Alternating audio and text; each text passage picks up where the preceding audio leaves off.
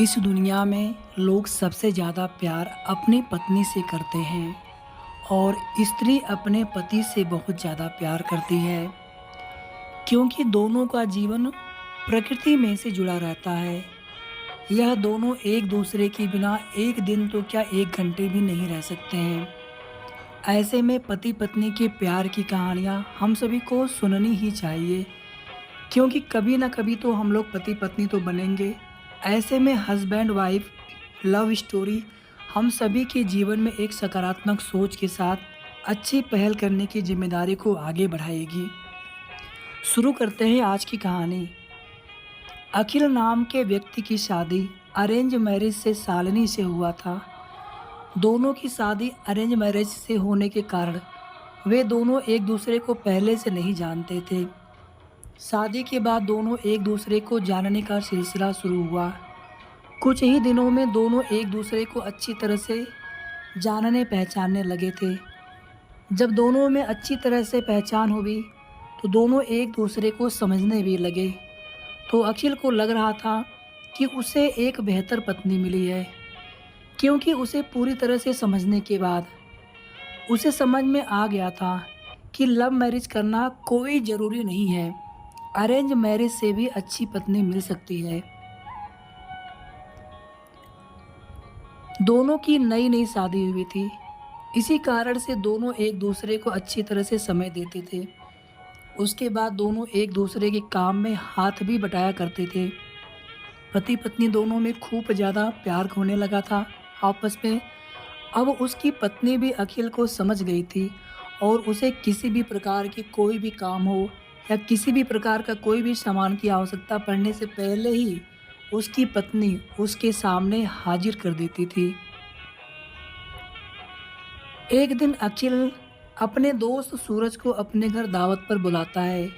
अखिल और शालिनी का प्यार देखकर सूरज बोला, तुमने तो अरेंज मैरिज की है लेकिन तुम्हारी पत्नी बहुत अच्छी है, तुम्हारा बहुत ज़्यादा ख्याल रखती है और तुम दोनों भी अच्छी तरह से अपना काम कर रहे हो। तुम्हारी पत्नी बहुत ज़्यादा खूबसूरत है और हर काम में तुम्हारा बहुत ज़्यादा ध्यान रखती है। तुम बहुत ज़्यादा खुशकिस्मत होगे, अरेंज मैरिज के बावजूद भी तुम्हें इतनी अच्छी पत्नी मिली है।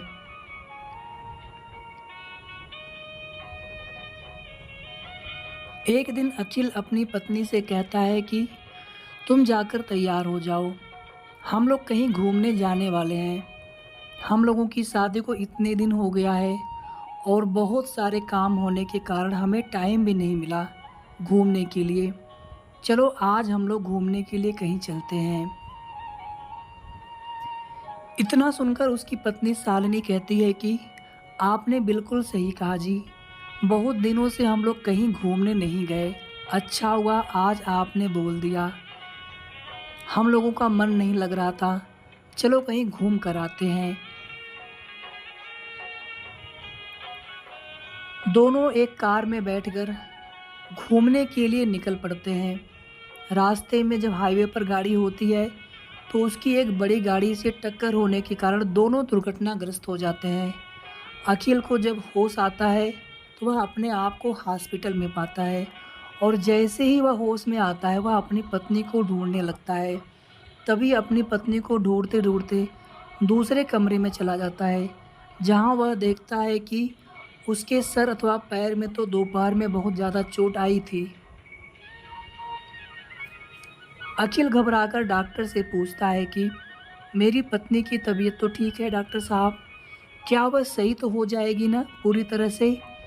तभी डॉक्टर कहते हैं कि तुम्हारी पत्नी की पैर की नसों में ज़्यादा खून निकलने के कारण पैर को काटना पड़ा है, वह नहीं चल सकती है। इतना सुनते ही शालिनी की भी आंखों में आंसू आ जाता है और कहती है कि अब तो मैं आपके ऊपर बोझ बन गई हूँ। उसके बाद अखिल कहता है, ऐसी कोई बात नहीं है, इतने दिनों से तुमने मेरा कितना ख्याल रखा, अब मेरा भी फ़र्ज़ बनता है कि मैं भी तुम्हारा ख्याल रखूँगा। अब दोनों साथ मिलकर अपने घर की तरफ रवाना होते हैं। घर जाकर दोनों एक दूसरे के बिना ना रहने की कसम खाते हैं। फिर उसके बाद अखिल अपनी जॉब को छोड़कर घर से ही work to home work from home करने लगा। साथ ही घर रहकर अपने पत्नी की मदद तथा उसकी देख-रेख में उसकी पूरी मदद करने लगा। इसी तरह एक दिन फिर से सूरज, अखिल का दोस्त, उसके घर आता है और कहता है कि तुम तो अब घर के काम करने लगे हो, तुम बहुत अच्छा बिजनेसमैन हो, तुम अपनी ज़िंदगी क्यों बर्बाद कर रहे हो अपनी पत्नी के कारण? तुम अपनी दूसरी शादी कर लो, चाहे तो इसे भी अपने पास ही रखना, लेकिन तुम कंपनी में चलो, काम करो। इसके बाद अखिल कहता है कि मेरी पत्नी से बढ़कर मेरी ज़िंदगी में कुछ भी नहीं है। मैं उसकी देखभाल हमेशा करूँगा, हमेशा करता रहूँगा, क्योंकि हमेशा से ही वह मुझसे प्रेम करती थी और हमेशा से ही हम दोनों पति-पत्नी आपस में प्रेम करते रहेंगे, एक दूसरे का ख्याल रखते रहेंगे। आगे अखिल ने सूरज से कहा कि तुम ही कहते थे तुम्हारी पत्नी बहुत अच्छी है, तुम बहुत खुशकिस्मत हो, तुम्हें ऐसी पत्नी मिली है। फिर आज क्या बात है कि तुम इस प्रकार के शब्द मेरी पत्नी के लिए उपयोग कर रहे हो? आखिरकार जितने दिन उसने मेरी मदद की है, मेरा भी फ़र्ज़ बनता है कि मैं उसे ज़िंदगी भर मदद करता रहूँगा।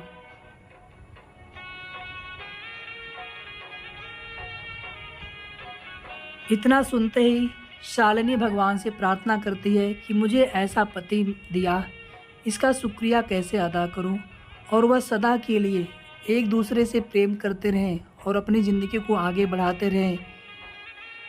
इसलिए पत्नी चाहे जैसी भी हो, उसे कभी नहीं छोड़नी चाहिए, और पत्नी को कोई तकलीफ़ होती है तो उसका साथ देना चाहिए, ना कि उसका साथ छोड़ना चाहिए।